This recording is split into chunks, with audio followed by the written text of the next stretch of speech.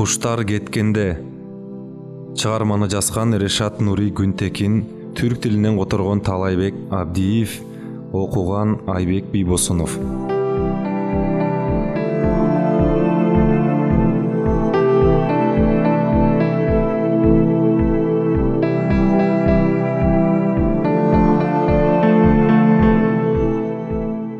Биринчи аудио бөлүм. Алтын жалбырак аноним фирмасынан эмнеге кеттиң дейсиңби? Мунун таң кала турган деле эч нерсеси жок. Алган 62 лира айлыгым эч нерсеге жетчү эмес. Мойнумда кызыл чээде бир тууганым, оорукчан апам бар. Кээде апам суукту, бир туугандарым кара курсакты айтып кыңкылдашчу. Мен ийниме куушуруп, эмне кылайын? Болгону ушул болуп атпайбы? Тапканымы барда, балда ичип жеп, силерди ушинтип жалдыратып койсом, айтсаңар болот эле. Бирок баарын көрүп турбайсыңарбы? Дечүмүн. Бул ачык акыйкатты түшүнүшсө жакшы болбойт беле? Түшүнбөгөн соң, ханымдар, эфендилер, бул отелдин дасторкону жакпаса, акчасын кем бересиңер. Мындан жакшырагын билген бирөө болсо айтсын, дароо ошол жака баралы, деп калжыраган эски эшикти карс жаап чыгып кетем. Апам карыган кемпир, бир туугандарым Кудайдын эки бечарасы. Мен ушинтип чыгып кеткенден кийин мүңкүрөп отуруп калышчу. Бирок муну чоң жиндиге мага кантип түшүндүрөсүңөр? Жашым 30га келди. Дени кардым соо, табиятыман арсыз окшойм. Эмне көрсөм эңсейимде турам. Тамак көрсөм жегим келет, кийим көрсөм кийгим келет. Менин да башкалардай эле акым бар да деген ой кетет. Иш ушундай болгон соң, ичимдеги кыямат кайымды ойлоп көрүңүз. Кыштын караңгы кечтери тешик таманыман өткөн жаандын сызы өпкөмө жетип, карызым бар дүкөндөрдүн жанынан өтпөйүн деп көчөлөрдү айланып тегеренип үйгө баратканда жанымдан жалтылдаган машиналар өтөт. Ичиндегилердин бир тобун тааныйм. Көңүл ачып, акча чачканы баратышат. Ичим бир күйөт. Өзүмөн өзүм сурайм. Булардын баары менде мыкты немелерби? Алар ушинтип сайраңдап жүргөндө мен эмнеге ит сыяктуу көчөдө тентип жүрөм? Каалаганымы жеп ичип, кийин албайм. Өзүм каалаган бир аялдын койнуна бир жолу жата албайм.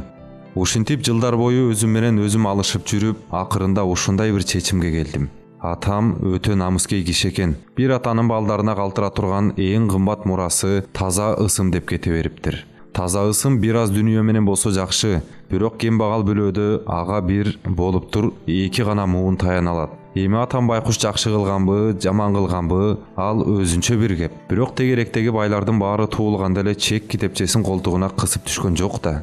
Уят сыйытты коюп эле колуна тийгендин баарын сатып жүрүп, эсептеп жүрүп байышты да. Мээси жок, эшек сыяктуу неме болбогондон кийин колуңду байлаган эч ким жок да, туурабы?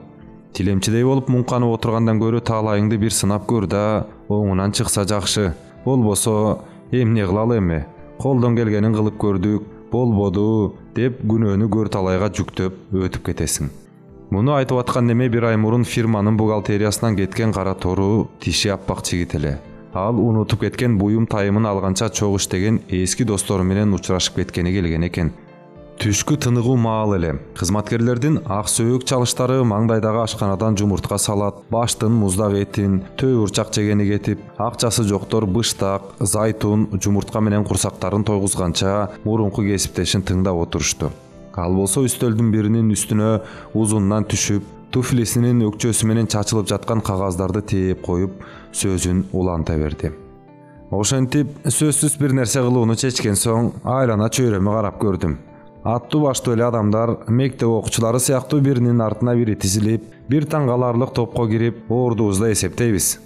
Отурган жериңде канчалык көп иштеп, аракет кылсаң, алдыңдагыны, жаныңдагыны канчалык түртүп сүрүп чыгарсаң, билбейм канча жыл өтөт да, айлыгың канча тыйынга көбөйөт. Бири иштен кетет же өлөт да, эки кадам илгерилейсиң. Ошентип тобокел эмне болсо ошо болсун дедим да, бу катардан алтын жалбырак аноним фирмасынан чыгып кеттим. Араңардан кеткениме бир ай болду, балким бол элек. Дароо эле ирдене түшүптүрмүнбү? Өйдө болуп, жибек байпагын, жаңы көйнөгүн сыймыктана көрсөтүп күлүп турду. Эмне, жаман иш кылып атыпмынбы? Бирөөнүн малына, жашоосуна, абирине кол салып атамбы? Болгону Навьярдагы бир комиссионердин жанында иштейм. Анын эсебине бажыдан товар алам. Азырынча азыраак бир айлык. Анан да чөнтөккө анча-мынча акча түшүп турат. Бирок Алла берекесин берсин, гүлдөп жашап атам. Бир көкчөтөл чал терең улутунуп, туура акың бар, айла жок, бизге кеч болуп калды деп коурады. 20 жаштагы эки баяу жүздүү жигит спорт чемпионун көргөн сыяктуу бир чети суктанып, бир чети ичи күйүп карап турушту. Бир жак бети согушта күйгөн 40 жаштагы кызматкердин гана эмне ойлоп отурганы белгисиз эле. Муштумун эгине такап, жеп аткан тамагын жарым жартылай калтырган бойдон көзүн жуум ойлонуп отурат. Жигит үстөлдөн түштү. Мештин оозунан көрүнө калып жаткан жалындан тамекисин күйгүзгөн соң ары бери басып, навыярдагыларга бажыга тиешелүү оңой олжо, бекер акча тууралуу кеп кыла баштады. Алардын көпчүлүгү бирге миңи кошулган апыртмалар эле. Бирок кембагалдар аларды айткандай кабыл алып, эл тигинтип алтынды күрөк менен күрөп жатканда өздөрүнүн минтип сыз бөлмөдө бир нече лира үчүн жарым ач курап отурганына ичинен сызып турушту. Бир маалда тиги жигиттин көзү бөлмөнүн караңгы бурчундагы чоң үстөлдүн артынан өзүн карап турган чалдын көзүнө чагылыша түштү. Дароо уялып, сына түшкөндөй унчукпай калды. Бул Али Риза бей деген 60-тардагы бир эски кызматкер эле. Бөлмөнүн бир бурчундагы үстөлүндө чөлдө калып кеткен сыяктуу, дайыма жалгыз, унутта калган сыяктуу иштеп отурчу. Эч ким менен сүйлөшчү эмес. Өзү абдан жакшы, нускалуу киши болгондуктан улуу кичүүнүн баары аны сыйлашчу. Али Риза бей түшкү тамакка чыкпаган кызматкерлерден эле. Калай идишин алып келген кургак котлети менен көк зайтунун жеп жатып, эрксизден бул кепке кулак салып, уккан нерселери табитин кескен сыяктуу айрысын таштап, башын көтөрдү. Конок бир айып иш үстүнөн кармалгандай ыңгайсызданып турду. Бирок мунусун билдиргиси келбей күлүмсүрөп, "Бей эфенди, бул сөздөрүм балким сизге жакпас, бирок эмне кылалы, акыйкат ушул", деди. Али Риза бей мектеп окуучусунун уяңдыгы менен жооп берди. "Билесиз, мен башка бирөөнүн ишине киришпейм.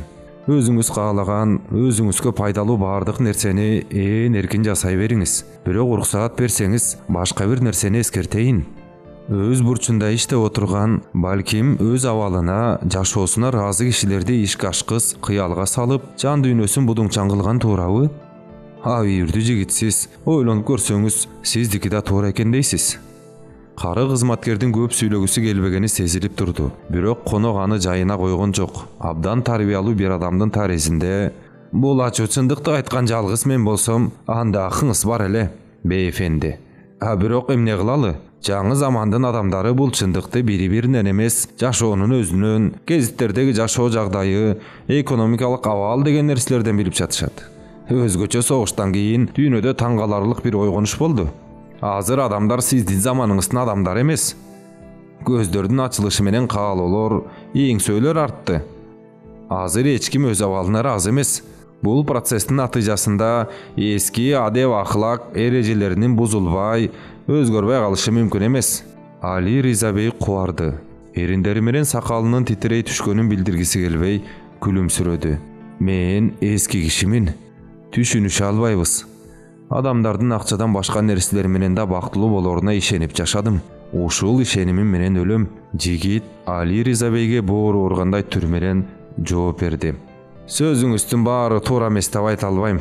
Инсан, маселен Кудайга сыйынып, же бир музыкалык аспап менен алектенип, жашылча, гүл же болбосо бала өстүрүп да өзүн жубатышы мүмкүн. Бирок бул үчүн да эч болбосо күн көрө тургандай бир акча керек. Гүлгө кызыгасыз, бирок акчаңыз жок. Канчалык аракет кылсаңыз да, топурактан каалаган түстө, каалагандай жыты бар гүл ала албайсыз. Атасыз, балдарыңыз бар, акчаңыз жок. Балдарыңыз өмүрүңүздүн соңунда куштар учуп кеткендей, жүрөк ооруткандан башка жыр кала бербейт." Сөз ушуну менен бүттү. Али Риза бей тамактануусун улантмак болуп кайра башын ийди. Бирок алкымынан аш өтпөй калды. Ага өзгөчө соңку сөздөр катуу тийди. Өзү 5 баланын атасы. Балдардын эч кимиси Али өз жолун таба элек. Жанагы жигиттин бул ачуу чындыкты адамдар жашоо жагдайынан, экономикалык абалдан билип жатат дегени жакшы сөз эмес эле. Бүтүн жашоосун балдарына жакшы көз караш, жакшы адеп ахлак бериш үчүн сарптады. Бул жаңы замандын эпкини аларды да уруп, карыган ата өмүрдүн кеч күзүндө куштар кеткенин карап кала береби?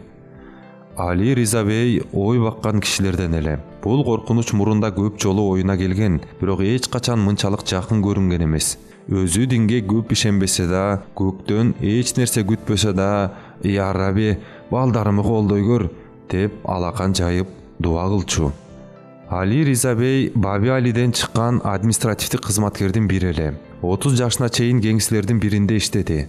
Балким өлгөнгө чейин ошол жерде калмак. Бирок карындашы менен апасы 2 ай ичинде биринин артынан бири көз жумган соң Стамбулдан көңүлү сууду. Бул Сириядагы бир райондун акими болуп, чет жерге кетишине себеп болду. Тажрыйбасыз бейтап сыяктуу адамдын азабы жаткан төшөгүнөн, айланасындагы буюмдардан болот. Андан кутулуунун эң жакшы чарасы жер которуу деп ойлогон. Ошол бойдон Али Риза бей Стамбулга кайра барбады. 25 жыл ар түрдүү кызматтар менен Анадолунун ар кайсы жерлеринде жүрдү. Абдан маалыматтуу, эмгекчил адам эле. Бирок маалыматы да, эмгекчилдиги да ишке жарабады.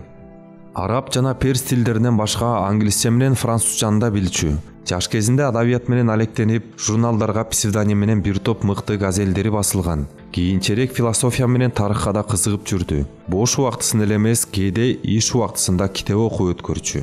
Бул анын узун кызматкерлик жашоосундагы мамлекет казынасынан камтыган жалгыз нерсеси эле.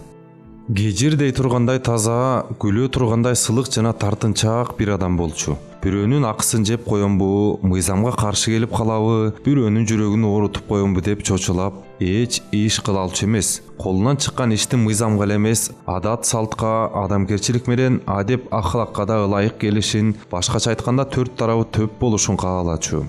Аны жакшы киши, пайгамбар сыяктуу адам, колун өп, батасын ал, илимден сура, ыр окут, эмне кылсаң кыл, бирок иш кылдыра көрбө дешчү. Үйлөнгөндө 40ка жакындап калган эле. Үй бүлө куруу ал үчүн жаңы бир мамлекет кургандай олуттуу иш болчу. Ушундан улам балким үйлөнбөй да калат беле, бирок бир жакын досу бир күнү туугандарынан бир кызды айтып калды. Али Риза бей да жок дегенден уялып макул болгон. Колуктусу бактысына жараша оор басырык таза аял чыкты. 20 жашта дешкени менен кеминде 25-терде бар эле. Али Риза бей демография жагынан мамлекеттин башка эч бир кызматында кылбаган аракетти кылды. 7 жыл ичинде биринин артынан бири 4 наристе жарык дүйнөгө келди. Акырында 4 жылдык бир тынугудан кийин 50ге караган күнү балдардын саны 5ке жетти. Кээде бош убактысында дагы эле ырлар, газелдер жазган Али Риза бейдин бир жакшы көргөн салыштыруусу бар эле. Айланасындагы болуп жаткан окуяларды гүрүлдөгөн селге, өзүм болсо бул селге алыстан сереп салган адамга окшотчу. Өсө турган кызматкер болгонуна карабастан, эч убакта бул селге кошулбай, жашоодо дайыма бир серепчи катары калмак эле. Анын оюнча бул селдин аккан сайынан бурууга аракет кылуу бошко кете турган эмгек эле. Ушундай боло келген боло берет да дечү оюнда. Бирок удаама удаа келген бул 5 наристе бул жагдайды өзгөртүүгө мажбур кылды. Кызыл чээдей 5 баласы бар адам жашоодо кайдыгер серепчи бойдон кала алмак эмес. Ошондон баштап баягы көпшөк, көңүл кош кызматкер калып, балдары дегенде жанын аябаган бир аракетчил ата чыга келди. Балдары үчүн күнү түнү иштөөдөн чарчабай, тескерисинче өзүн бактылуу сезчү. Жалгыз гана бир ой опкол жутчу. Өтө кеч калган жокмунбу? Кээде чарчап, көңүл чөккөн сааттарда бул ой анын тынчын алчу. Бирок муну көп ойлобой, дени кардым куландай соо, бир кырсык эле болуп кетпесе, дагы кеминде 20 жыл жашап иштээрмин деп өзүн жубатчу. Бул 20 жыл абдан кеңири алынган бир эсеп эле. Чымырканса мунун жарымы да ага жетмек. Эң соңку наристеси Айша күтүлбөгөн жерден келбедиби? Бирок мурунда корко тургандай эч нерсеси жок эле. Керек болсо өз милдетин балдардын чоңуна да кылчактабай таштаса болот. Балдары өзү каалагандай жетилсе болду. Бирок ошентип жүргөндө үй чуктаса түшкө кирбеген бир окуя Али Риза бейдин бул эсептерин астын үстүн кылып 55 жашында мамлекет кызматынан кетүүгө мажбур кылды. Ал кезде Трабзон райондорунун биринде аким эле. Бир күнү бир келин качыруу окуясы болуп, анда келиндин күйөөсү менен келинди ала качмак болгон жигит бычакташа кетишиптир. Келиндин күйөөсү бир бечара дыйкан, тиги болсо бүтүн шаарчанын эли сыйлаган белгилүү бир кишинин уулу эле. Ошондуктан чыныгы кылмышкердин сайрандап жүрүшүнө көз жумуп, намысына доо кеткен адамды көкүрөгүндөгү жарааты менен камаш керек эле. Адатта бейтарап турчу Али Риза бей бул маселеде көжөлүп, өзүн иштен алганга чейин турду. Эмне кылсын? Бул бир адилеттик, абийир жана намыс иши эле. Өз милдетине көз жумса, аны Алла Таала балдар аркылуу жазаламак. Али Риза бей Стамбулда бир топко ишсиз жүрдү. Жыйнаган акчасы деле жок эле. 5 балалуу акимде кайдан ашыкча акча болсун? Кудай жалгап, баглар башында атасынан калган эски үйү бар болчу. Аялынын сөйкө шакектерин сатып, ремонт жасатты да бала чакасын баш калкалатты. Али Риза бей жаңыдан кызмат алыш үчүн Баби Али коридорлорун кезе баштады. Бир күнү ички иштер министринин кабинетинен чыккан узун бойлуу бир жигит келип, колунан өөп, "Мени тааныдыңызбы, агай? Мен окуучуңуз Музафермин да", деди. Али Риза бей жакшылап карап туруп эстеди. Бир кезде вилаеттердин биринде жүргөндө 5-6 ай ооруп калган тарых мугалиминин ордунда иштеген эле. Ушул Музафер ал кезде окуучу болчу. Абдан зирек, эмгекчил болгондуктан Али Риза бейде жакшы таасир калтырган. Ички иштер министринин кабинетинен эркин чыгып, коридордо тартынбай күлүп сүйлөгөнүнө караганда, бул бала бир топ жогорулап калса керек. Бир аздан кийин Али Риза бейдин бул божомолу туура болуп чыкты. Музафер эки чоң фирманын башкаруу кеңешинин мүчөсү жана Алтын жалбырак аноним фирмасынын директору экен. Агайынын жагдайын аңдаган соң бир иш сунуш кылып калды. Ушул жашында кайра чет элге кетиш туура эмес эле. Негизинен Египет жана Англия менен иштеген фирманын арабча менен англисчени билген кызматкерге муктаждыгы бар эле. Агайынын баалуу киши экенин билчү. Ал кааласа мамлекеттен ала турган акчаны ал турсун андан да көбүрөгүн фирмадан да ала алмак. Али Риза бей бул сунушту абдан сүйүнүп кабыл алды. Фирма мамлекеттен ала турган айлыгынан көбүрөөк эмес, азыраак берсе да жан дили менен макул болмок. Эми Стамбулдан кеткиси келбей калган эле. Балдары да чоңоюп калды. Эми аларды ээрчитип алып аймактан аймакка көчүп жүрө алмак эмес. Мурунку Санжак акими ушинтип 5 жылдан бери Алтын жалбырак аноним фирмасынын эң мыкты кызматкери болуп келет. Эртеден кечке тынымсыз иштеп, 3 кишинин ишин жасайт. Мунун эки негизги себеби бар эле. Биринчиси Музафердин кылган жакшылыгын актоо, экинчиси кылган ишинин элчиликтен тынымсыз келген котормо болушу, сөздөн башка эч кимдин акысына тийбегени. Карыган күрер Али Риза бейге келип, "Бей, сага бир аял келди. Лиман ханымдын апасы экен", деди. Лиман фирманын секретары эле. Али Риза бей мындан 10-12 жылдай мурун иштеген вилаеттердин бириндеги токой чарба мүдүрүнүн кызы эле. Ал кезде 7-8 жашар кыз болчу. Кээде кыздар менен ойногону келип турчу. Бир жыл мурун Үскүдар пристанында Али Риза бейге татынакай бир жаш кыз келип, "Мен кыздарыңыздын курбусу Лиманмын, аба", деп тартынбастан колун өпкөн эле. Лиман 5 жыл мурун атасынан айрылыптыр. Эми болсо апасы экөө Фындыклыда турушат экен. Турмуштан абдан кыйналышыптыр. Жаш кыздын ал абалын ачык айтышы Али Риза бейдин зээнин кейитти. Чындыгында атасы экөөнүн көп деле жакындыгы жок болчу. Бирок өз балдары менен жашташ Лимандын минтип жетим калганын көрүп жардам бергиси келди. Лиман жакшы билим албаптыр, бирок окуп жаза алат экен. Анан да машинка басканды бир аз билет экен. Али Риза бей эптеп жүрүп, аны 45 лира айлык менен фирмага алдырды. Карыган адамдын бул жаш кызга кылайын деген жакшылыгы бул эле эмес болчу. Лиманга ата ордуна ата болгусу, бул жаштагы эч кимиси жок жаш кыздарды тооруган коркунучтардан аны коргогусу келчү. Бүгүн бул кыздын башына келген нерселер эртең өз балдарынын башына келип калышы мүмкүн эле. Али Риза бей аталык жана коргоочулук милдетине чындап киришти. Бирок бир нече жума өткөн соң тилекке каршы абдан кеч калганына көзү жетти. Лиман балким жакшы кыз эле, бирок абдан жеңил ойлуу, ананда түркөйрөөк болчу. Өзүн алып жүргөндү билбей, фирмадагы кызматкерлер менен ыгы жок тамашалаша берчү.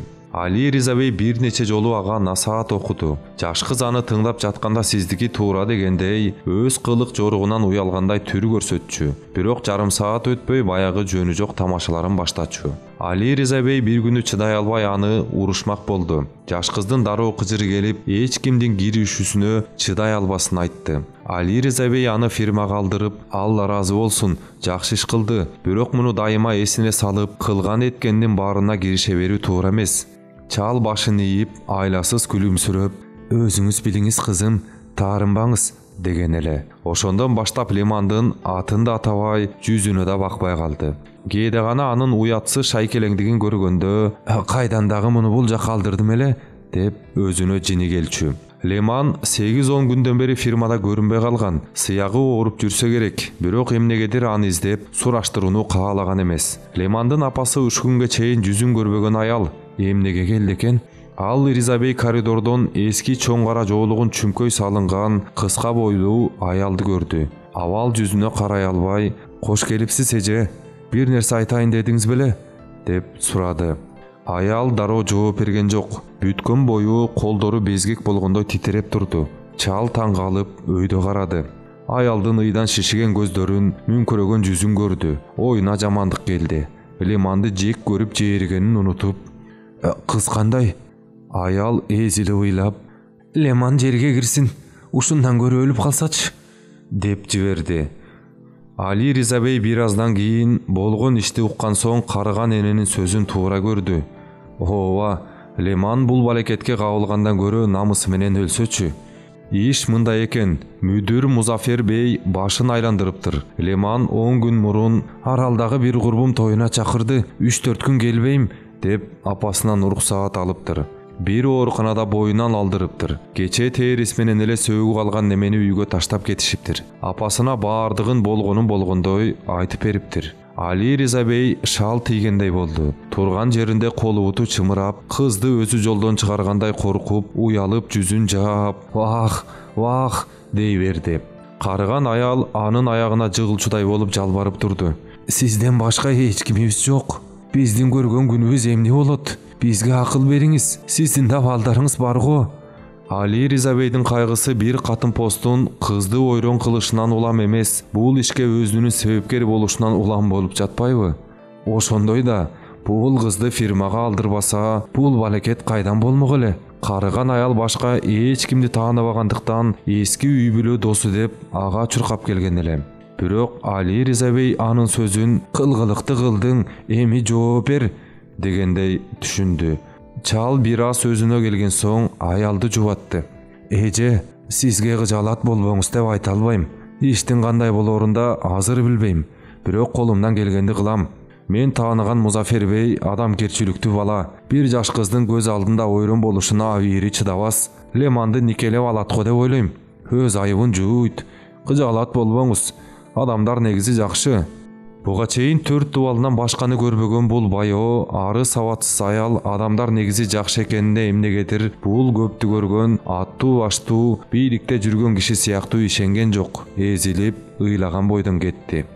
Иш эми минтип өз башына түштү. Убакытты өткөрбөй Музафер бейге жолугуп, бул байкуш адамдар менен бирге өз абийиринда тазалаш керек эле. Али Ризабейдин ою боюнча өзү алып келип, калкалап жүргөн бир кызга асылган киши анын намысына да доо кетирди. Бир нече ай мурун айлыгына 9-10 лира кошулган эле. Ошондо фирманын бир мас, адеп ахлаксыз кызматкери, "Албетте, колдоочулар барлар турганда, алардыкын эмес биздин айлыгыбызга кошулмак беле" деп айтканын кулагы чалган. Али Ризабей анда бул сөзгө көп деле маани берген эмес. Бирок азыр ошол эсине түшкөндө мааниси таптакыр башка туюлуп, азап ою дүркүрөдү. Бардыгы эле өзү сыяктуу кайдыгер эмес эле. Алар мүдүр менен Лемандын мамилесин мурун эле билишип, буга анын да тиешеси бар деп жок жерден күнөөсүн көтөрүп жүрүшкөн. Сыртынан Али да сыйламыш болуп жүргөн бул кишилер аркасынан эмне деп жүрүшкөнүн ким билсин? Ушундай таза жашап жүрүп, ушул жашка келгенде башына ушундай иш түшмөк беле. Бир туруп Музаферге жолукпай эле кетип калгысы келди. Эң жакшы жолу ушул эле. Бирок бул оюнан тез эле айныды. Эски үйдөгү бала чакасы бар эле. Анын үстүнө мүдүр бул ишти намысы бар адам катары чечет го деп ойлоду. Өчөшкөндөй ал күнү фирмада иш абдан көп эле. Мүдүрдүн кабинети аарынын уйгундай гүйлдөп иштеп жатты. Али Ризабей Музаферге кирбей калып, кайратыман жанып кетемби деп коркуп турду. Анан олку солку болуп туруп, түнү кандай азап чегерин элестетти да, керек болсо караңгы киргенге чейин күтөйүн деп чечти. Чал ал күнү кечке чейин иштеген жок. Отурган жеринде Музаферге айта турган сөздөрүн камдады. Акылына келгендердин таасирине өзү да чыдай албай ыйлап ийип, бет аарчысынын учу менен көзүн сүртүп коюп отурду. Али Ризабей жайыгышы иши болсо да болбосо да ар күн саат 9-да иштин башында болоор эле. Ананда кечинде башкалар менен чогуу кетип калбастан күн батканча иштечү. Мүдүр аны көрүп, "Агай, так эле отурасызбы?" деди. Өзүңүздү эч аябайсыз. Ишиңиз болсо эртеңкиге калтыралы. Музафер бей кары кызматкердин канчалык сый көрсө да көтөрүлбөгөн адам экенин билгендиктен ага башкача мамиле жасачу. Азырда адатынча сыйлап ордунан туруп жанына отургузуда сигарет берди. Али Риза бей бир нече сааттан бери даярдаган сөздөрүн дароо унутуп калды. Эси эңгиреп турду. Буга карабастан сөзсүз сүйлөшүш керек деп кыпылдап бир нерселерди сүйлөмүш болуп атты. Музафер бей анын эмне деп, эмнени айткысы келгенин дароо аңдаган жок. Алдындагы конверттин четине бир цифраларды жазганча күлүмсүрөп, аны тыңдап турду. Бирок бир аздан кийин сөздүн каяка баратканын аңдап, дароо жыйрыла түштү. Түрү да өзгөрө баштады. Чаланы кызарып татарып уялатко деп ойлогон. Ал болсо тескерисинче кагылыша турган адамдай болуп, Али Риза бейди теше тиктеп, ушундан улам бечара чал эмне кылаарын таптакыр билбей калды. Бир чети жүрөгү сыздап кайгырып, бир чети таң калып турганы менен дароо аңдады. Маңдайындагы адам канча жылдан бери ойлоп жүргөндөй неме эмес экен. Буга чейинки жылуу мамиле аккан суу менен чыккан чөптөн башкага зыяны жок, бир момун чал деп эсептелгендигинен улам болгон турбайбы? Ооба, бул коркунучтуу алдануу эле. Байкуш чал маңдайындагы аскага алыстан кыйкырып, андан келген жагымдуу жооптордун өзүнүн жумшак, назик добушунун жаңырыгы эле экенин аңдабай жүрүптүр. Эми ал асканы колу менен кармап көрүп, анын эмнеден экенин туйду. Утулганына шек жок эле. Музафер өз ишине, жашоосу менен пайдасына башкалардын киришүүсүнө жол бере турган адамдардан эмес экен. Али Риза бей муну аңдаган соң чыдай албай, айлампага кирип кетип, андан чыга албай жаткан сыяктуу бир эле дайранын ичинде чабалактап жатты. Мүдүр бир аз күтүп туруп, сөздү чорт кести. Түшүндүм. Уруксаат берсеңиз, мен да бир аз сүйлөйүн, деди. Сизди урматтаганымдан, жакшы көргөнүмдөн шек санабассыз. Сиз өтө асыл, бул кылымда, бул дүйнөдө табылбай тургандай башка бир инсансыз. Жалган айтпайм, Лемандын окуясы туура. Бул иш болбошу керек эле. Мен да каалаган жок элем. Бирок эмне кылалы, болду. Андай деген менен ишенип коюңуз. Бул иш сиз ойлогондой абдан өзгөчө бир нерсе эмес. Менин түшүнгөнүм боюнча, сиз мени бул кызга үйлөн деген турасыз. Ачык айтайын, бул мүмкүн эмес. Анткени Лиман ханымды биринчи жолдон чыгарган киши мен эмесмин. Бул сөз Али Риза бейге камчы менен башка чапкандай тийди. Чал ордунан обдулуп, бейэфенди уулум, күнөө болот. Леман кандай болгондо да бармактай бир кичинекей кыз да, деп бир нерсе айтмак болду. Бирок Музафер кайрадан анын сөзүн жырып, чалдын маңыроолугуна күлдү. Бейфенди, ишенсеңиз, мен сизге жалган айткан жокмун. Леман сиз ойлогондой аруу кыз эмес. Баары менен жүрө берчү. Кааласаңыз муну мен сизге далилдеп да берем. Ал турсун баланын атасы экенимден да шегим бар болчу. Бирок ар кандай себептерден улам, балким кызмат ордумдан уламбы, аталык башкаларга эмес, мага ылайык көрүлүптүр. Ах, Али Риза бей, дүйнө сиз ойлогондой болсо гана. Мүдүрдүн жубатканына карабастан, Али Риза бей калтырап титиреп ордунан турду. Эми бул бечара кызга эч нерсе кыла албайсызбы? Муну абийириңиздин бар экенине али ишенгеним үчүн сурап турам. Ага, акча жагынан гана жардам бере алам. Муну анын өзү менен да сүйлөштүм. Ошол элеби? Азыркы заманда адамга акчалай жардамдан жакшыраак көмөк болушу мүмкүнбү? Жаш жигит муну бир аз боору ооругандай, какшыктагандай айтты. Бирок түрүн дароо кайра өзгөртүп, олутту сурады. Агайымсыз, сыйлагандыктан сизди бир аз атам катары көрөм. Мен да сизден бир нерсе сурайын. Сиз менин ушундай бир кызга үйлөнүшүмдү ылайык көрө бербелеңиз. Бир аз мурун мага айтканыңыздай, мен да сиздин абийириңиздин бар экенине, адамгерчилигиңизге ишенип, ушуну сурап атам.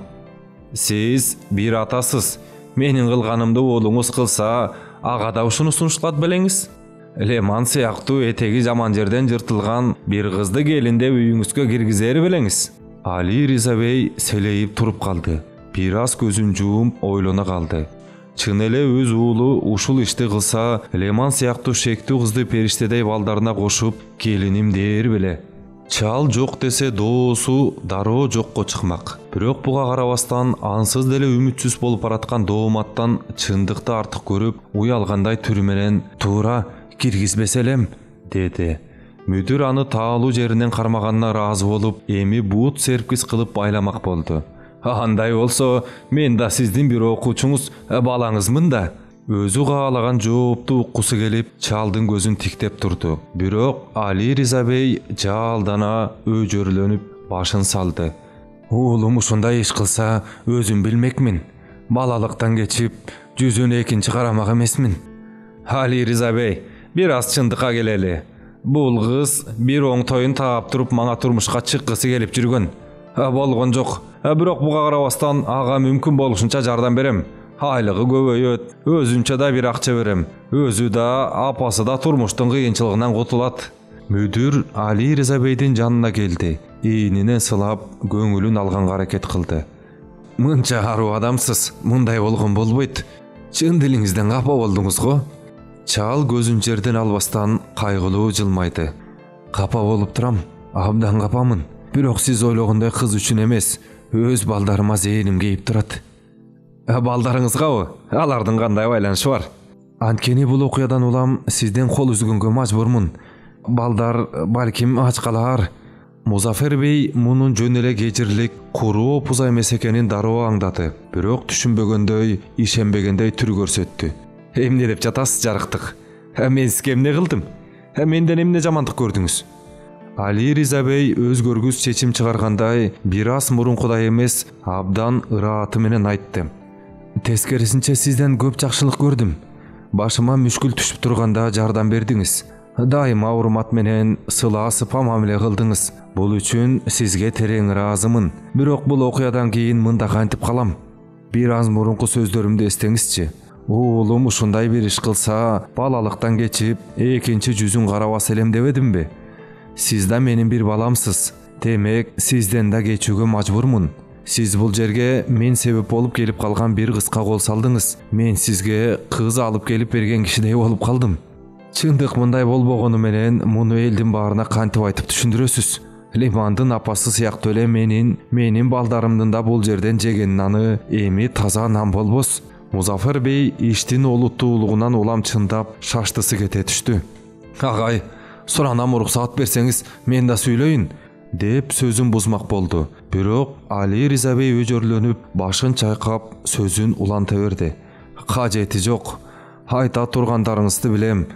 Алар балким туурадыр, бирок алар менин карыган башыма кире турган нерселер эмес. Мүдүр кары кызматкердин өжөрлүгүн жеңе албасына көзү жеткен соң, агай, жок дегенде башка жагынан жардам бергенге уруксаат бериңиз, деди. Али Риза бей жаш баладай мумурап, мындан ары сизден эч нерсе ала албайм. Капа болбоңуз, эмне кылалы? Али тирүүмүн да, бир айласын табарбыз. Дагы көрүшөбүз да. Албетте балам, сөзсүз. Али Риза бей муну айтып атып, кыямат кайым күнү да аны менен бетме бет жолукпасын билип турду. Али Риза бей ошол кечте акыркы кемеге калгандыктан автобус таба албады. Бул анын башына биринчи жолу келип жаткан нерсе эмес. Фирмада кармалып калган күндөрү 40-50 курушка көз жумуп ат арабага түшчү.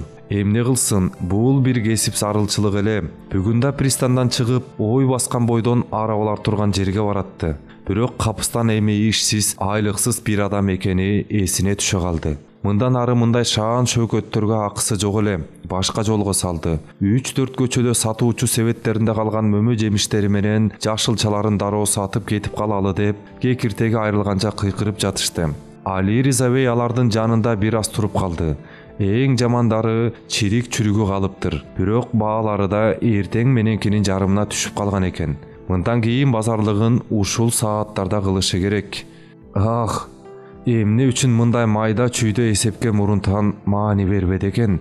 Барган сайын өөр тарткан Үскүдар көчөлөрүндө кыбырап баратты. Кара Жахмет мүрзөсүнүн өөрүнө жармашты. Али Риза бейге бул жол мурунтан эле жакчу эмес, дөөлөрдү көргөндө эле деми кыстыгып кетчү. Алы куруп, абдан чарчап келаткан ушул кечте денесиндеги таң каларлык бир күчтү туйду. Бир кезде жол жээгиндеги таштардын бирине отургусу келди. Бирок буга жүрөгү даабады. бул коркуу жолдун өөр тартышынан же айланасындагы бейиттерден эмес эле. Тескерисинче абдан сезимтал адам болгонуна карабастан, бул кечте ар кандай коркунучка каршы ичинде кебелбеген кайдыгерлик жана кашкөйлүк бар эле. Бирок отуруп ойлоно баштаса, кипаристер арасынан айланасындагы караңгы түндөн мукураткан бир үмүтсүздүк келип, бир отоло чөгүп калчудай, анын чеңгелинен такыр чыга албачудай туюлуп турду. Али Риза бейдин үйү бул түнү күндөгүдөн жарыгыраактай эле. Муну адегенде караңгыда көпкө жүргөндөн го деп койду. Бирок жакындай бергенде бул көргөнү чын экенин аңдады. Бул кечте үйүндө түшүнүксүз бир өзгөрүү бар эле. Бактын эшиги ачык экен. Бактын арасында панарлар күйүп турат. Алыстан эле Айшенин "Кел атат" чыңкылдап кыйкырганы угулду. Кыздары өзгөчө таң кала турганы өтө маанилүү бир иш болбосо баккадагы чыкпаган жубайы аны тосуп алганы көчөгө чуркап келатышат. Мунун себеби эмне болду экен? Бул кечте үйү аны демейдегиден да түнөрүп, тунжурап тосуп алышы керек эле го. Абдан айран калганы менен Али Риза бей ооз ачпады. Тигилер да эч нерсе дешкен жок. Айше алапайын таба албай атасынын колунан алып, шашылыш ишкери сүйрөдү. Акырында баг ичинде жайылган жакшынакай дасторкон үстүндө жакшы кабар угузушту. Чоң уулу Шевкет конкурста жеңип чыгып, 100 лира айлык менен бир банкка кызматкер болуптур. Али Риза бей бул күнү экинчи жолу көктү карады. Бул эмне деген күтүүсүз нерсе? О Кудай! 100 лира дээрлик жана эле өзү айрылган айлыкка жакын акча. Салгылашып жатып каза болгон жоокер сыяктуу өзү жыгылган жерден башка бирөө туруп, ийнинен жүгүн, колунан жарагын алып, согушту улантканын көрүп турду. Али Риза бей уулун кичинесинен бери "Менден кийин бул үй бүлөнүн атасы сенсиң. Менин көзүм жумулуп кетсе, оордуңу сен басасың" деп чоңойткон. Чал уулунун башын көкүрөгүнө кызып, көз жашын тыя албай турду. Балдар буга чейин атасынын ыйлаганын көрүшкөн эмес. Бир чети сүйүнүп, бир чети сыймыктанып ыйлап атат го деп ойлошту. Шевкет Али Риза бейдин чоң уулу эле. 2 ай мурун 20-га толгон. Билими бир топ мыкты болчу. Өзгөчө тилдерди жакшы билчү.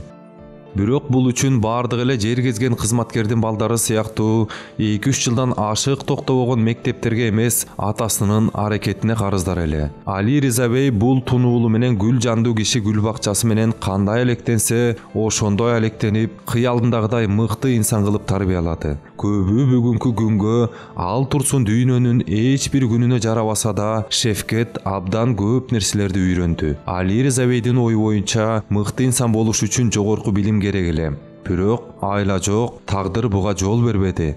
Бирок буга карабастан Шевкетти жарым калган эмгек деп айтууга болбойт эле. Анткени ушул жашында Стамбулдун эле эмес, Европанын жогорку мектептеринен окуган жаштар менен жүрөт. Карыган атасынын шайы огондо жардам берет. Көктөн келген көмөккө окшогон бул акыркы ийгилик мунун эң ачык далили. Бирок Али Риза бейдин чыныгы таасири Шевкеттин башына караганда жүрөгүндө көбүрөөк эле. Карыган кызматкер дүйнөдөгү бардык нерседен шектенер, бирок уулунун адеп ахлагынан шектенбейт. Анын ою боюнча Шевкет дүйнөнүн эң бир күчү талкалап кирдете албай турган бир алмаз эле.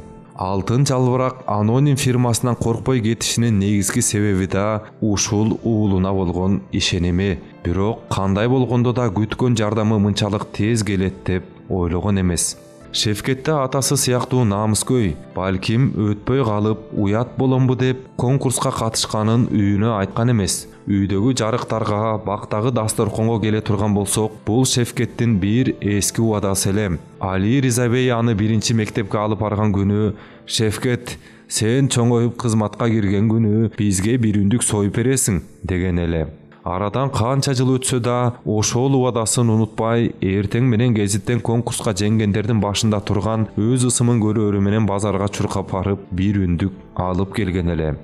Бул сый тамактын даярдыгында үйдөгү чоң кичинелердин баарынын салымы бар эле. Хайрия ханым улуу кызы Фикрет менен ашканада тамак бышырып, Лейла менен Нежила дасторкон даярдап, Айше коңшулардын багынан тутам гүл терип келген. Али Риза бей бир аз мурунку кайгысын унутуп калды. Өзүнө коюлган төрдөгү отургучка отураарда гана ойлоно түштү.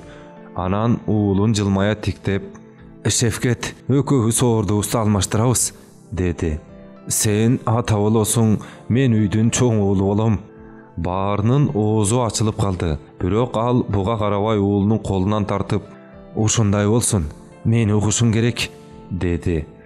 Али Ризабей мажбур болуп тагын уулуна берген өкүмдар сыяктуу Шефкетти өз ордуна отургузду. Өзү болсо анын сол жагына жубайынын жанына барып отурду.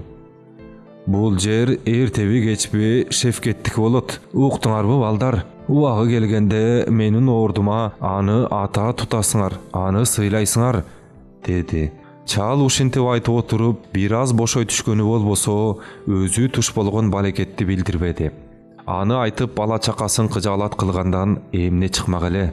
Өзгөчө Шефкет мойнуна жүктөлгөн оор милдеттен бейкапар акыркы түнү бир тынч жатып уктап алсын. Али Ризабей жубайы чоң уулу болуп эрте турганга көнүшкөн. Үчөөнүн тең тышта жана үйдө аткара турган өзүнчө иштери бар болгондуктан буга мажбур эле. Бирок кыздарга турмуштун оор түйшүгү али түшө элек болчу. Алардын бир нече саат эринип төшөктө жатышынын азырынча зыяны жок. Эми өзү да бул жалкоолордун катарына кошулганына карабастан күн чыга электе турду. Күндөгүдөй эле колуна бир китеп алып терезенин алдына барды. Бирок эмнегедир окуй алган жок. Аялы от жагып, эртең мененки чайды даярдаганча китептин ачык бетин тиктеп, ойлонуп отурду. Чай ичилген соң Хайрия ханым күйөөсүнүн түшкү тамагын камдай баштады. Али Ризабей кызарып, "Кереги жок ханым, убара болбо", деди. Кеме жүрбөй калган бороондуу күндөрдө да анын иштен бир күн калбасын билчү Хайрия ханым катуу таң калды. "Ишке барбайсызбы, бей?" "Жок, барбайм." Али Ризабей муну айтканда мугалимине өчөшүп, мектепке баргысы келбеген күнөөлүү окуучуга окшоп турду. "Эмне үчүн?" Чал бир аз мурун келип, жанына отурган Шефкетти башынан сылады. Өрөөпкүп турганын билдирбегенге аракет кылып, "Шефкет менен кеңеше турган бир ишим бар. Уулум мени жакшылап тыңдаган соң оюн айтат. Эмне десе кабыл алам." Али Ризабей ушундай бир үн, ушундай бир тарыз менен сүйлөгөндүктөн аялы менен уулу аны тамашачынын аңдай албай бири-бирин карап калышты. Чал болгон окуяны төкпөй чачпай айтып берди. Уулу менен мындай нерселерди мурун ачык сүйлөшпөгөндүктөн окуянын уят жерлерине келгенде башка жакты карап, үнү басаңдап кетип жатты. Хайрия ханымдын жүзүнөн таң калуудан башка нерсени билүүгө мүмкүн эмес эле. Ал эми Шефкет атасын тыңдап отуруп, бара-бара толкунданып, кара көздөрүндө бир таң каларлык от ойной баштады. Атасы, "Ушундай иштен кийин кеткенден башка чарам бар беле?" деп сөзүн бүтөөр замат буйдалбастан туруп, "Жакшы кылыпсың ата", деди. Анын үнүндө ушундай бир жаалданган каршылык бар эле. Али Ризабей буркурап ыйлап, уулун кучактоодон өзүн араң токтотту. Анан уялгандай түр менен башын жерге салып, баягы жүрөк өйгөн суроону берди. "Дагы бир нерсе бар уулум, аны да айтышым керек. Бул фирма менин нан тапкан жерлердин акыркысы эле. Мени билесиң, кол куушуруп отургум келбейт, бирок башка иш таба албай калышым да мүмкүн. Бир туугандарың али ирден элек, менин пенсиям абдан аз. Үйдүн бүтүн жүгү сенин мойнуңа түшкөнү турат. Бул сага оор болбойбу?" Шефкет атасынын олку-солку болгонуна каршы чыкты. 21 жаштын өрөөп күткөн кайраты менен көкүрөгүн уруп, "Муну айтканга кантип тилиң бар да ата? Мага ишене албай турасыңбы? Керек болсо башка ишке да кирем. Бир туугандарымы кандай болсо да тирлентебиз", деди. Шефкет кечээ түнү атасынын ордуна эмне үчүн отурганын эми түшүндү. Буга кыжаалат болмок турсун, ушул жашында бир үйдүн атасы болуп калганына өрөөпкүп сыймыктанды. Ата бала айкаша кучакташып өбүштү. Али Ризабей бир аздан кийин аялы экөө калганда терисине батпай, "Бир ата үчүн бул эмне деген бакыт", деди. Нымтырап үстөлдү тазалап аткан Хайрия ханым башын бурбастан, "Ооба, ошондой", деди. Мындайда эбирип турчу аялынын маанайы суз эле. Али Ризабей кооптону түштү. "Эмне эле сүйлөмөксөң болосуң", деди. Хайрия ханым бир аз силкинип, "Эмнени сүйлөмөк элем? Ооба, ошондой дедим болгону", деди. "Жок, башкача сүйлөп турасың сен". Аялы ишин коюп Али Ризабейге карады. "Таарымба, бирок сен караган сайын өзгөрүп баратасың. Алжып баратасың деп эле ачыгын айтпайсыңбы?" Муну айтып, аялы буга каршы чыгат го деп күттү. Бирок ал жооп бербестен бурулуп кетти. Иш оолуттуу жагына айланып, себебин билбеген бир коркуу Али Риза бейдин жүрөгүн мыжыга баштады. Али Риза бей кээде боорукердигинен же жумшактыгынан бирөөгө акча берип, кайра ала албай калганда же керексиз бир нерсе алып алганда көңүлү бузулчу. Андайда жубайы «Зыяны жок, капа болбой эмне кылалы, болуп тур дейми?» деп жубатмайынча көңүлү жайланчу эмес. Бирок Хайрия ханым үйдүн пайдасы дегенде тамаша кылбаган эсепчил аял эле. Күйөөсү өзүн өзү жеп, кылган ишине абдан бушайман болмоюнча жубатчу эмес. Ал турсун кээде ушундан улам уруш да чыгып кетчү. Али Риза бей бетме-бет урушканга батын ала турган жалгыз киши ушул аялы болгондуктан жаш баладай жарылчу. Сен ушундайсың, жеген тамакты да жөн сиңирбейсиң. Иншалла бир күнү дыңкый өлүп калсам, кутуларсың менден да. Хайрия ханым аны бир топко айкыртып-кыйкыртып, кылган ишин мурдунан сыгып алган соң саясатты өзгөртөр эле. Чал бүгүн кемпиринен улам бир нерсени болгоолоду. Ансыз деле туура иш кылдымбы деп кечээден бери өзүн өзү жеп аткан. Аялынан бир оз жылуу сөзүн укса эле көңүлү тынчымак. Бирок тиги Кудай урган катын Али Риза бейдин өз жашоосундагы эң оор, жан ачыткан күнүн кечиргенин түшүнбөдү. Кайра кашын чимирилтип, кабагын түйүп отурат. Али Риза бей бир аз унчукпай калып, анан «Ханым, мени кара» деди. «Бүгүн мага ушундай бир мамиле жасап турасың. Мунуңду өлсөм да унутпайм. Уялсаң болбойбу?»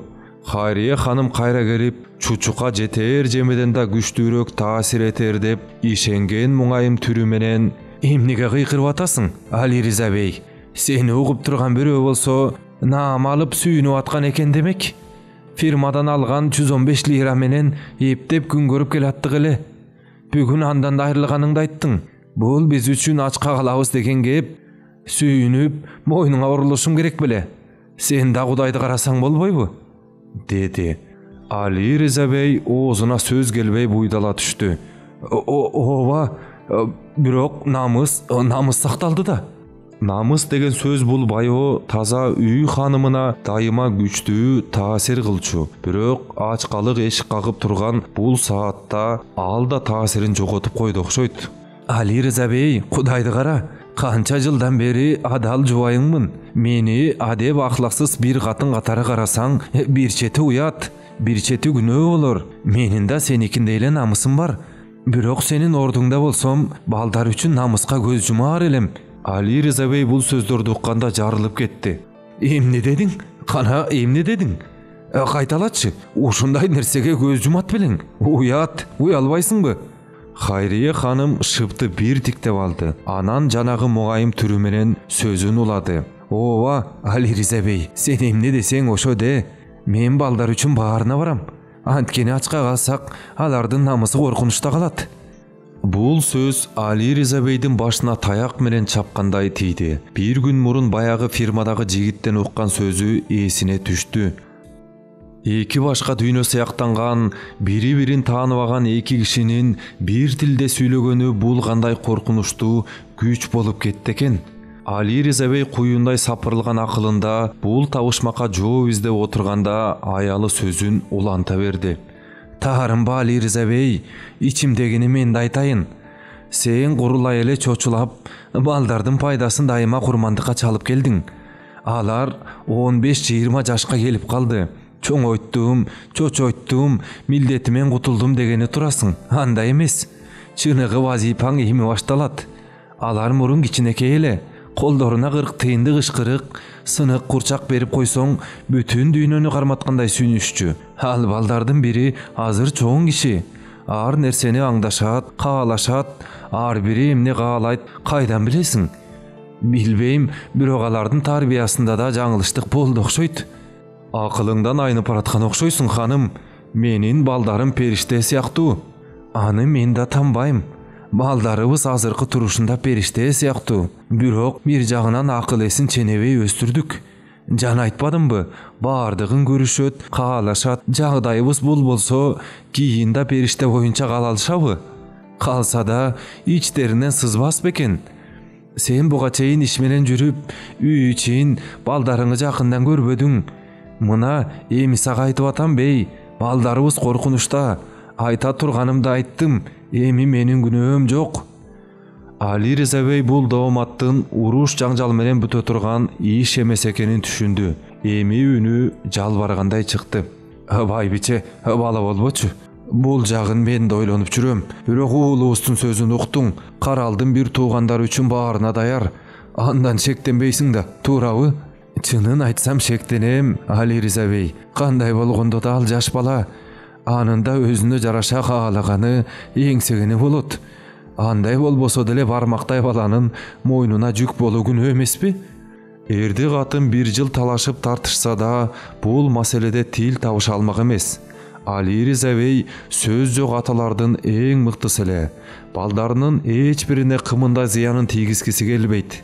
Уулун өз ордуна бүлө башы кылуу менен ага дүйнөдөгү эң чоң бакытты тартууладым деп ишенген. Ал үчүн шефкеттин үй бүлө жүгүнө даттанышы хам болгон адамдын башымдагы таажы оор деп арыздангандай эле түшүнө алгыс иш болчу. Бирок Хайрия ханымдын маңыроо акылына булар келмек беле. Ан сайын күчөп, бууркан шаркан түшө баштады. Чачым агарганча сага жаш балада ишенип келдим. Аттуу баштуу окуган жазган адам деп. Албетте бир билгени бардыр дечү элем. Жетет эми?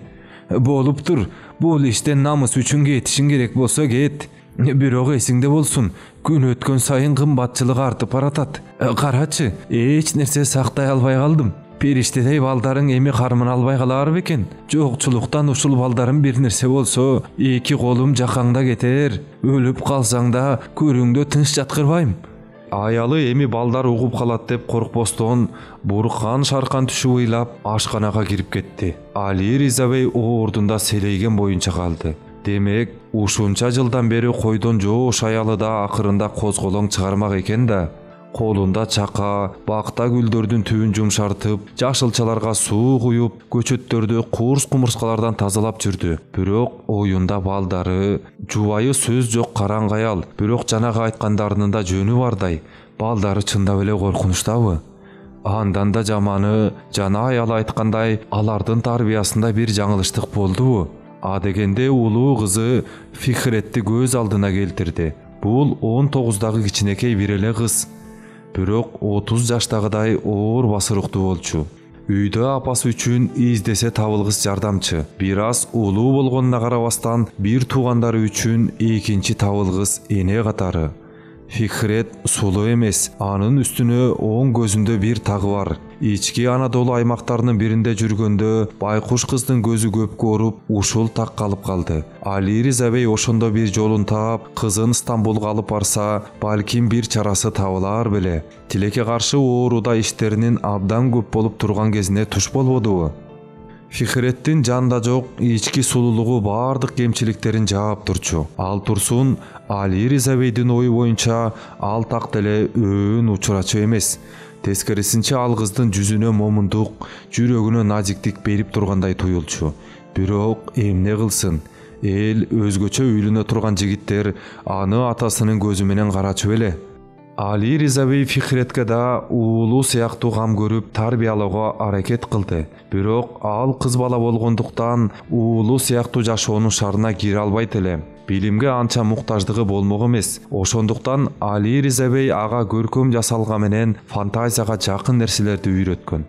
Жаш кыз китепти ансыз деле уурулуу көзүнө коркунуч келгендей көп окучу. Алардын көбү роман эле. Али Риза бей кызынын атактуу өнөр адамдары айтылуу эмгектер жөнүндө сүйлөп, жашоо жөнүндө олуттой жүгүрткөнүн укканда, сыймыктангандан оозу кулагына жетер эле.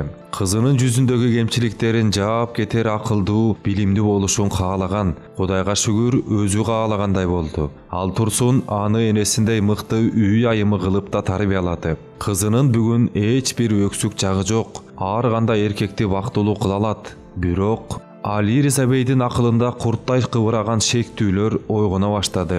Ооба, кызынын кымындай да кынтыгы жок дейли. Бирок муну биле турган жигитти кайдан кантип табышат?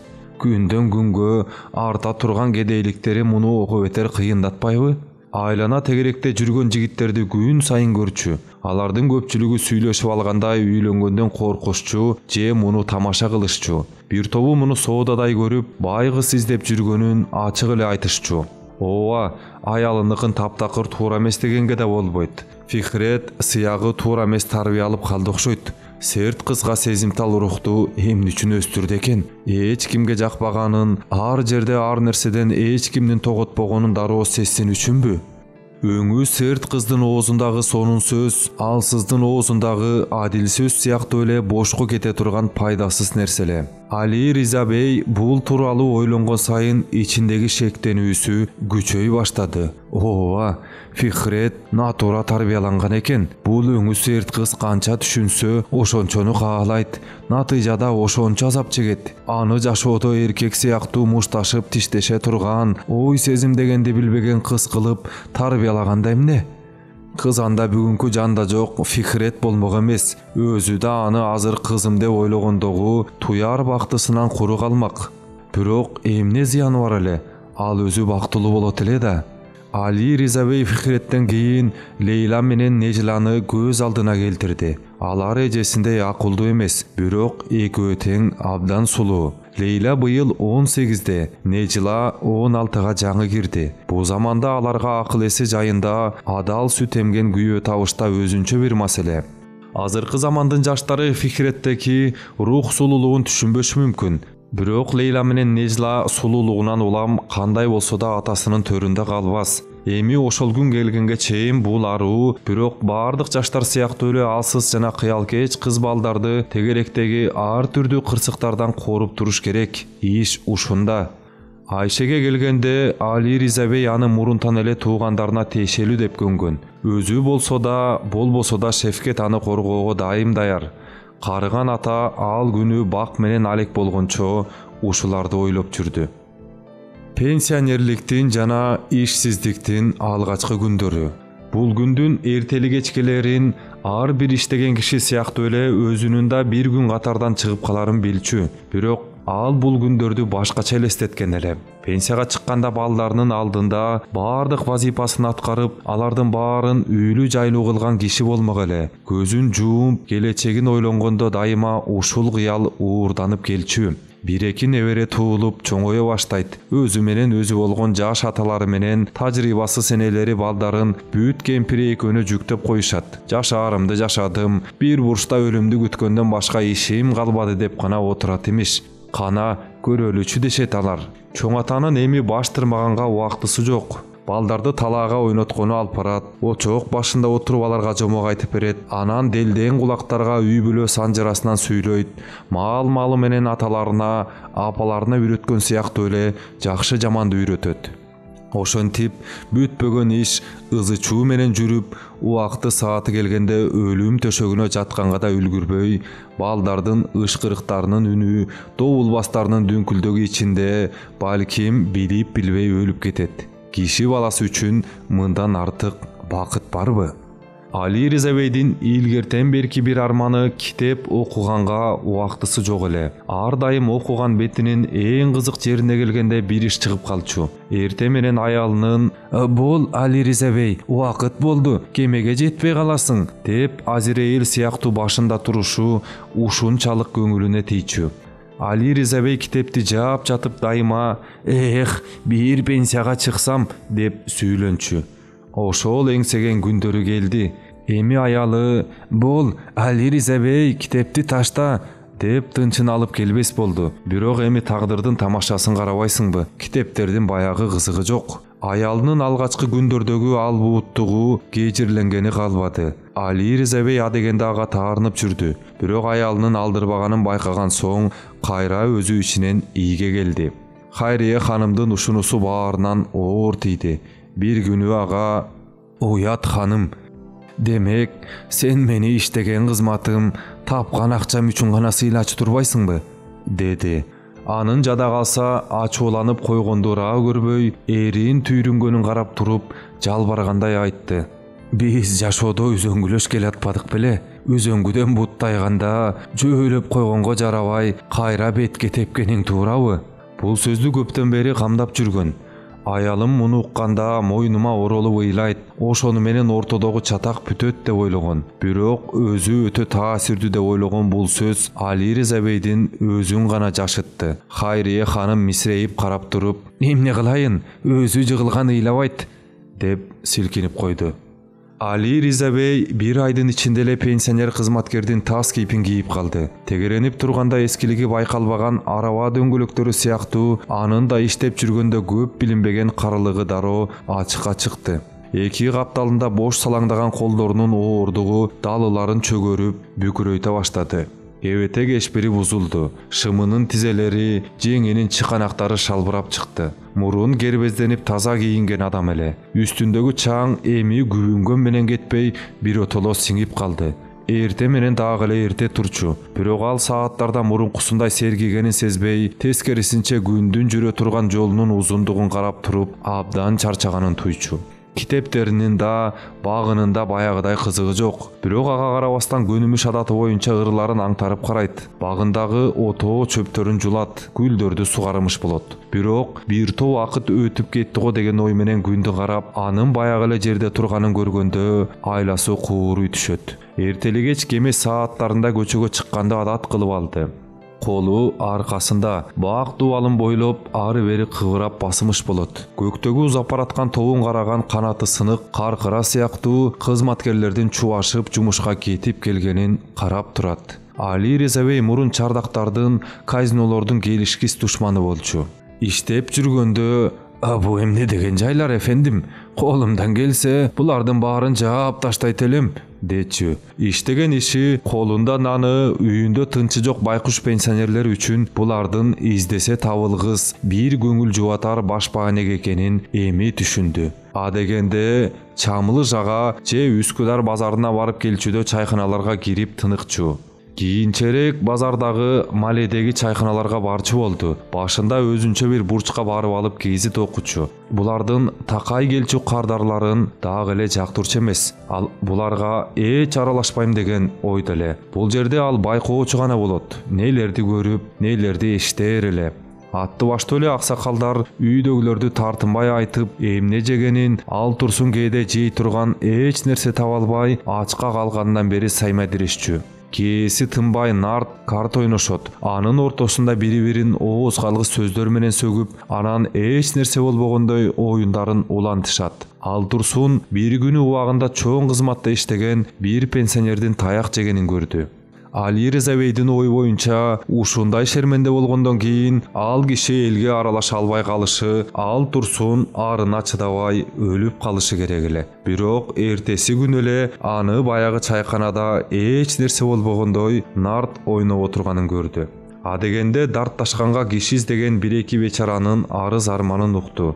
Анан бара-бара курдаштар көбөйдү. Бирок намыскөйлүгү Али бар эле. Башкалардыгын дайыма кулак төшөп укканы менен өз дарту тууралуу эч нерсе айтчу эмес. Акырында чайкана ишсиздик менен үйгө батпай калгандан азап чеккендер баш калкалай турган жалгыз бурч экенин түшүндү. Бул болбосо пенсионерлер үчүн өлүмдөн башка кыла турган иш калбай калмак. Акырында Али Риза бейдин да өзүнчө бир чайханасы жана карыган 7-8 пенсионер жоролору пайда болду. Эмне кылсын, башка салганы болот экен да. Булар турмуштан кыйналган чалдар эле. Алган пенсиялары эч нерсеге жетчү эмес. Бир тобу таза, ак ниет адамдар. Айрымдары колдон келип турганда эмнеге албадык экен деп наалып өкүнүшсө, кээси ал албадык, ошонун азабын эми тартып атабыз. Күнү түнү иштедик, лимон сыяктуу ширебизди сыгып алып, ыргытып жиберишти дешчү. Али Риза бей өзү сыяктуу эле аларды да аяп кетчү. Бирок алардын сөзүн ичинен туура көрчү эмес. Ал турсун ушундан улам талаша кетчү. Али Риза бейдин тапкан пайдасы жаңы досторунан арзан соода кылышты үйрөнүп алганы болду. Көмүрдү, этти, май менен жашылчаны кайдан кантип алышты билип алды. бирок үйрөнгөн ыкмаларынын баарын колдонууга мүмкүн эмес эле. Бул үчүн сатуучулар менен тартынбай сүйлөшүп, айтышып, же аларга кошумат кылыш керек. Булар Али Риза бейдин олуттуу мүнөзүнө эч качан ылайык келбей турган нерселер эле. Бир күнү көп жылдар бою шаар мэри болуп иштеген бир курдашы менен базарга барышты. Жашылча алыш керек эле. Соодулашып жатканда урушуп кетишип, дүкөнчү эски мэрдин колунан ашкабакты жулуп алып, кет жары чал, сен соода кылган эмес, көңүл ачканы келген эме окшойсуң. Акчаң жок болсо, шалбага барып чөп терип жебейсиңби? Деп тиги байкушту себеттердин арасына көмөлөтө түртүп жиберсе болобу? Али Риза бей уялгандан жерге кирегете жаздап, мындан ары бирөө менен базарга бассам, бутум сынсын деп ичинен ант бер деп.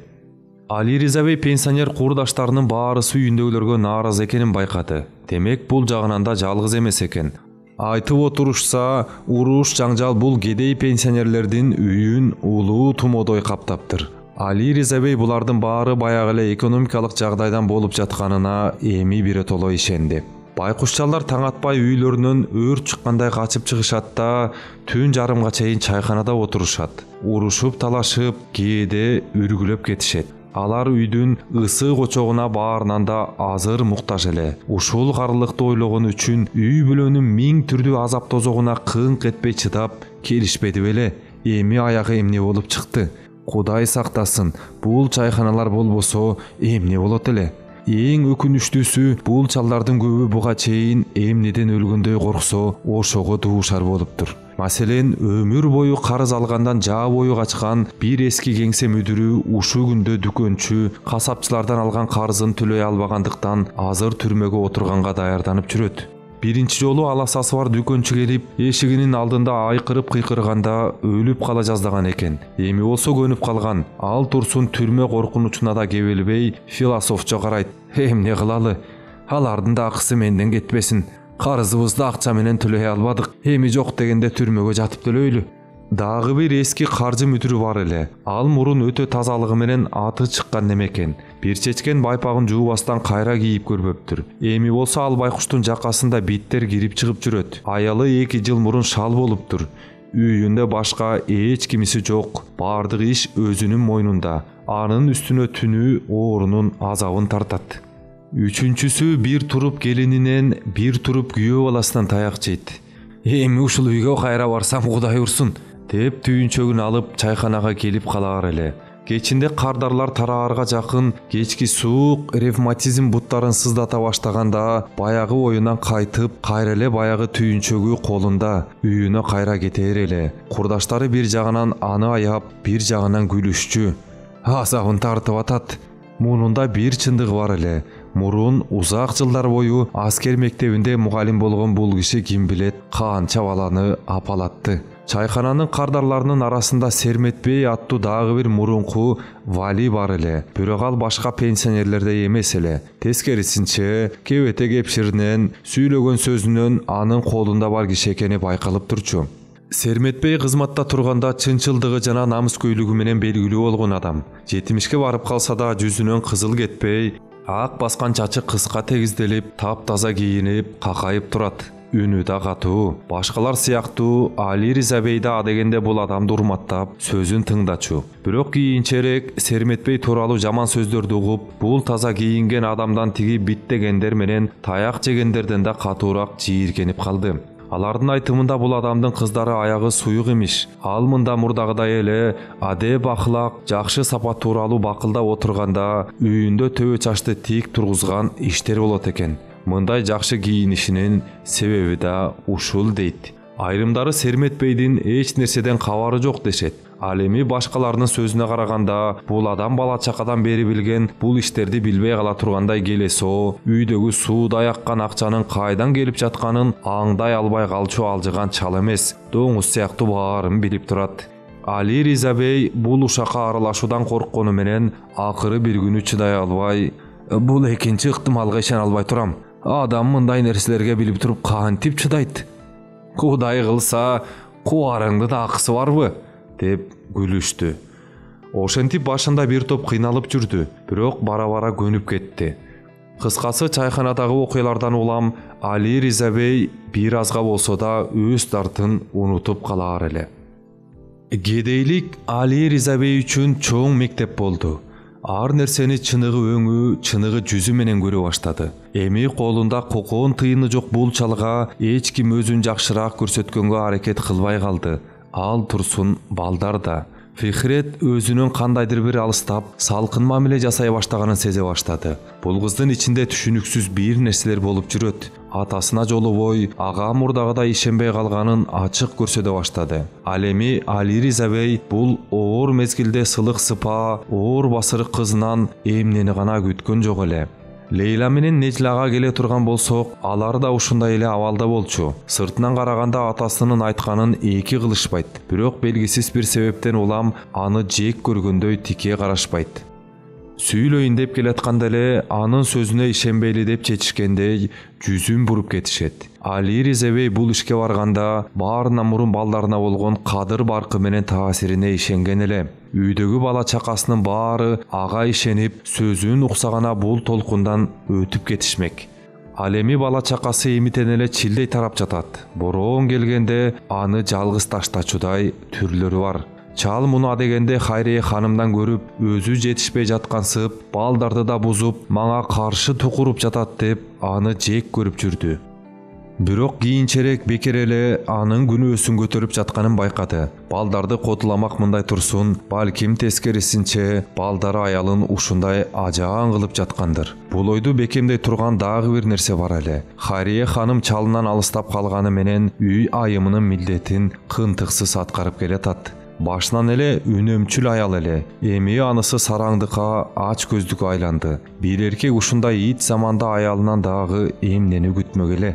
Уулу Шефкетке келсек, карыган ата үчүн дүйнөдөгү жалгыз көңүл жубатаары, бактысы ошол эле. Шефкет өзгөчө бала чыкты. Ал атасынын көз алдында бара-бара кудайдай болуп баратты. Али Риза бейдин ичинен түтөп күйгөнүн азырынча уулу гана түшүнөт. Үйдүн бүтүн жүгүн мойнуна алып, ар кандай кежирленсе, эп боло тургандай чарчап чаалыгып жүрсө да тарбиясынан жазбайт. Ыгы келгенде атасынын алдына чөгүлөп отура калып, сакалынан сылап көңүлүн жубатат. Коркпа ата, мен үмүтүңдү актайм. Көрөсүң, баары жакшы болот. Жыргап жашайбыз. А дегенде карындаштарымы тындырышыбыз керек. Өзүбүз калгандан кийин оңой болот. Апам экөөңү кандай болсо да бактылуу кыла алам.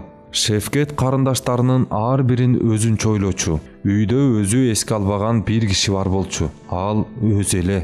Али Риза бей бир күнү чегип сурады. Менден жашырба Шефкет. Албетте сенин да эңсеген нерселериң бар эле. Бул балакет башыбызга келбегенде сен эмне кылат элең? Мыкты архитектор болгум келчү ата. Чоңоюп, акча таап, атак даңкка жетсем дечимин. Бирок эмне кылалы? Тагдыр деген ушундай экен да. Балким атасынын көздөрүндөгү кайгыны көрбөсө, сөзүн дагы улантат беле, күлүп, сөзүн дароо башкага буруп кетти. Бирок бул андай деле маанилүү эмес. Мен азыркы жашоомо да ыраазымын. Анын үстүнө али жашмын да. Иштерибиз оңолуп кетсе, балким буга да убакыт калар. Али Риза бей уулуна ишенгендей болду. Анан башка нерселер тууралуу сүйлөшө башташты. Чайханадагы пенсионер курдаштарынын айрымдары Кудайга сыйынып өздөрүн жубатышчу. Али Риза бейдин көңүл жубатаары уулу эле. Кээде ичиндеги үмүтсүздүк толуп ташып баратканда Шефкетти эстейт да, кадимкидей санаасы тына түшкөнүн туят. Бир күнү мунусун көзүнүн жашын тыя албай туруп айтып берди. Уулум, мен өзүмү жакшы адам санап, бекер эле сыймыктанып жүрүпмүн. Көрсө, сенин жаныңда мен киши тилемес экенмин. Шефкеттин оозу ачылып, эмне деп атасың ата? Түнөдө сен сыяктуу адамды элестетиш да кыйын. Баланын сөзүн сүйлөйсүң да, деп күлдү. Али Риза бей өжөрлөнүп башын чайкады. Мен сенин жаныңда киши деле эмесмин уулум. Неге десем, жашаган өмүрүмдө эч нерсе туйбадым, каалабадым. Ал эми сен болсо абдан сезимталсың. Ар нерсени түшүнөсүң, каалайсың. Ушундай болуп туруп да каалагандарыңдан өз ыктыярың менен куру калып жатасың. Айырмабыз ушу, балам. Ушул үчүн сен менден алдаганча жогору турасың. Үйдөгү кыздар арасында акырын чыр-чатак чыга баштады. Бул адегенде купуя болгондуктан Али Риза бей мунун анык себебин биле албай жүрдү. Бир күнү Фихрет сиңдилерин урушат. Экинчи күнү Лейланын бөлмөсүнөн ыйлаган угулат. Үчүнчү күнү Нежла эмнегетир тамакка келбейт. Харие ханымдын эми жанына жолой турган болбой калды. Али Риза бей сөзсүз тескери жооп ала турганын билгендиктен бир нерсе сураганга да батын албай турган болду. Барган сайын ызы-чуу күчөдү. Эч кимден уялбас болду. Чал эми кыздарынын эки жаат болуп калганын байкады. Бир тапта Фихрет, экинчи тарапта Лейла менен Нежла. Бул үйдө ата баркынын кадыр баркы сыйлай турган бир бүлө башы жогунун ачык далили эле. Лейла менен Нежлага үй бүлөнүн жашоо таризы жакпайт. Алар жаңы нерселерди, көңүл ачканды жана башка дагы бир топ нерселерди эңсешет. Бул эки кыз башкаларына караганда жеңил ойлуураак, назик жана эрки өсүштү. Али Риза бей алардын акылы, тарбиясы менен көп алек болгон жок. Мындай сулуу кыздарды өзүнчө койгонго да мүмкүн эмес эле. Көп болсо дагы 4-5 жыл мейман болот. Али Риза бей Лейла менен Нежланы жакшы келин болсо жетет дечү. Ошондуктан аларды эч жака чыгарбай чоңойтушту. Кыздардын көчөгө көбүрөөк чыгышына, жакшы тааныбаган үй бүлөнүн кыздары менен жакын болушуна уруксаат жок эле. Жубайына дайыма бул курактагы кыздар үчүн сулуулук абдан коркунуч, көзүңдү жакшыраак ач деп эскертчү. Бирок азыркы уурчулуктун тескери таасири тийбесин деп корккондуктан аларды өзгөчө эркелетчү. Алардын дегени эки болчу эмес. Кийинки учурларда аялы экөөнүн чыр-чатагы көбүнчө ушундан чыкчу болду. Харие ханым Лейла менен Нежлага көп акча сарпталганын айтып кыңкылдаганда Али Риза бей: "Сенин акылың жетпейт ханым.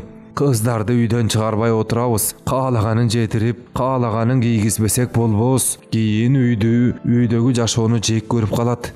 Колубуздан келсе, буларды үйдөн мындан да көбүрөөк кушубак кылсак гана" дечү. Чатак адегенде Харие ханым менен ортончу кыздарынан чыкты. Ал Лейла менен Нежланын көз жашына, ыйына бир топ эле чыдады. Оор басыруктуу Фихрет ызы-чуу чегине жеткенде энесине купуя жардам берчү. Кийинчерээк байкуш аял амалы куруп тигилерге жеңилип берди. Бул бойго жетип калган кыздардын күнү түнү ыйлаганын карап отурганга киши чыдайбы? Харие ханым Лейла менен Нежланын туалетине деп эң керектүү нерселерди кыскарта баштады. Бул жолу Фихрет апасынын бул чабалдыгын айтып, аларды ыраазы кылыш үчүн бизди кыйнаганга, үйдү бир балеге учуратканга акың жок апа деп чыкты. Харие ханым өзүн коргоо үчүн Лейла менен Нежланы да коргоого мажбур болду. Алардын да акысы бар, элдин кыздарындай болуп кийингиси, жасангысы келет.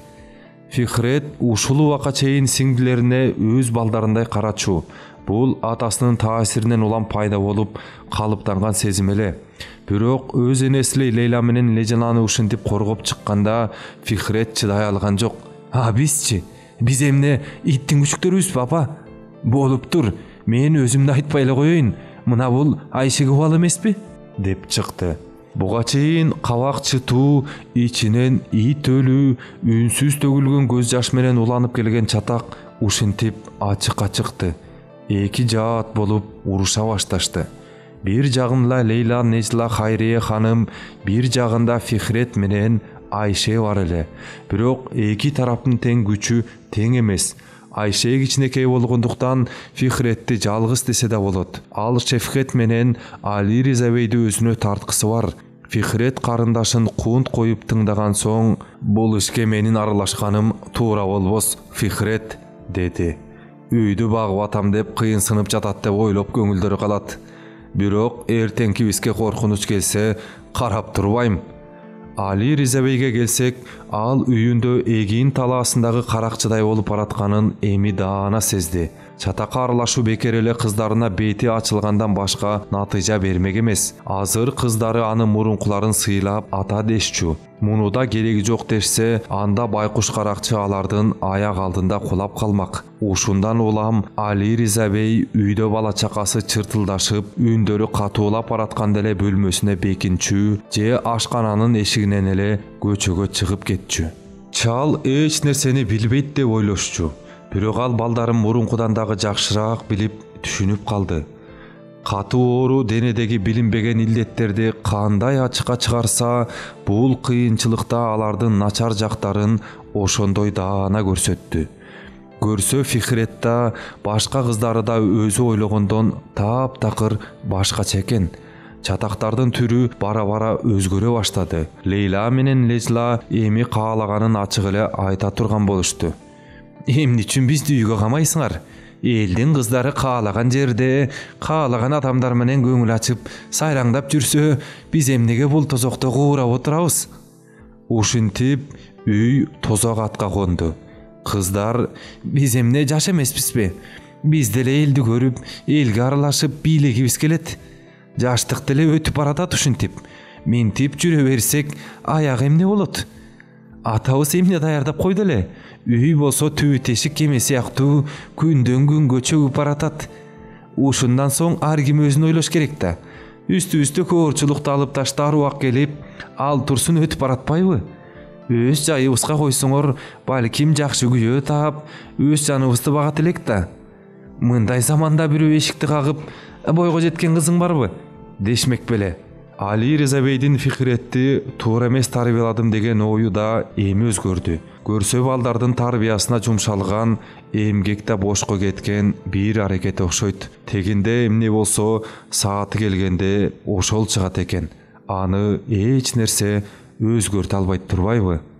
Карыган ата ушинтип ойлогону менен кээде көңүлү бир аз жай алып, үмүтү жандана калганда Лейла менен Лежланы маңдайына отургузуп алып, жүрөгүн өйгөн нерселерди түшүндүргөнгө аракет кылчу. О, босус дүйнө, ушул кыздар өзүнө кичине түшүнсө гана, тилекке каршы буга айла жок эле. Канча бакырса да аларга үнү жеткидей эмес. Колуңду соссоң тие тургандай жакын көрүнгөн бул жаштар жылдыздардан да алыс турган чоочун дүйнөлөр эле. Мындай убактарда кыздары көзүнө курмандыкка чалына турган койлордой көрүнүп, ичинен кан өтчү.